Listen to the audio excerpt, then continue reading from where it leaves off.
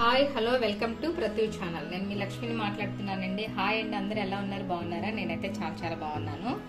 ఈరోజు నేను చేస్తున్న రెసిపీ ఏంటంటే రాగి సంగటి చేస్తున్నానండి.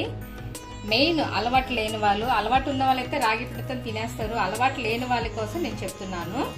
ఇప్పుడు అందరూ ఎంప్లాయీస్ అయి ఉండి ఏది కూడా తొందరగా పాతకాలపు వంటలు తినలేకపోతున్నారు కదా, అలాంటి వాళ్ళకి నేను డైరెక్ట్గా రాగి పిండితోనే కాకుండా ముందుగా ఒక చిన్న కప్పు రైస్ తీసుకున్నాను, ఒక గిన్నెడు రాగి పిండి తీసుకున్నాను. ముందుగా స్టవ్ వెలిగించుకొని గిన్నె పెట్టుకున్నానండి. ఈ గిన్నెలోని 2 గ్లాసులు వాటర్ వేస్తున్నాను. 2 గ్లాసులు వాటర్ వేసానండి. దీనిలోనే మనం కొద్దిగా సాల్ట్ వేసేద్దాము. ఇది బాగా మరగాలండి. వాటర్ అనేది బాగా మరిగినప్పుడే మనం ఆ రైస్ దీనిలో వేయాలి.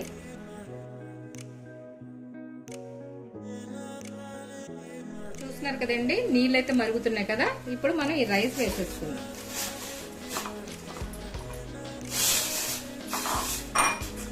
ఇలాగ చెక్క తెడ్డులతో ఉంటే కలపండి. అప్పుడు మనం పిండి వేసి తిప్పేటప్పుడు కూడా మనకి మెత్తగా అయిపోవాలండి. ఈ రైస్ కూడా మనకి బాగా మెత్తగా అయిపోవాలి. చూస్తున్నారు కదండి, ఇప్పుడు వాటర్ అంతా కూడా మనకి దగ్గరికి అయిపోయింది కదా, రైస్ కూడా ఉడికిపోయింది. ఇప్పుడు దీనిలో మనం పిండి వేసుకొని కలుపుతూ ఉండాలండి. ఎక్కడ ఉండలు అనేది కట్టకూడదు.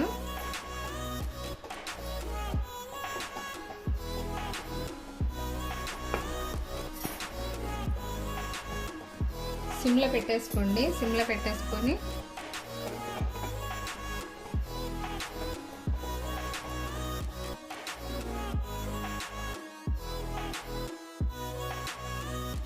చూస్తున్నారు కదండి, ఇలాగ మెత్తగా చేసేసుకోవాలి మనం.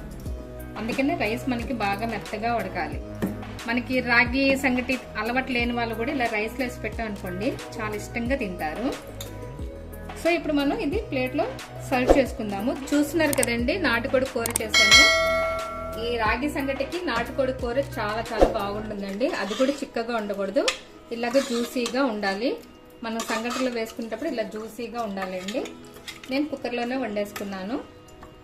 సో ఇప్పుడు ప్లేట్లో సర్వ్ చేసుకుందాం.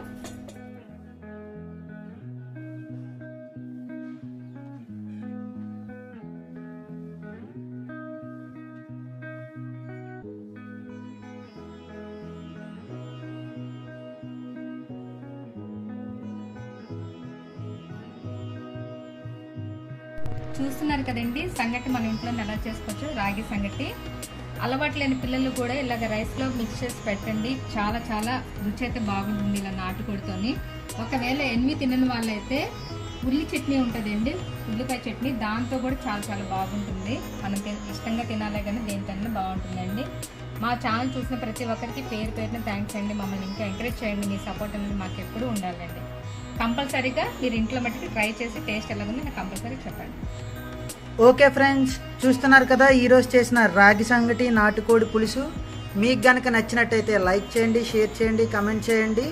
అలాగే సబ్స్క్రైబ్ చేయడం మాత్రం మర్చిపోకండి.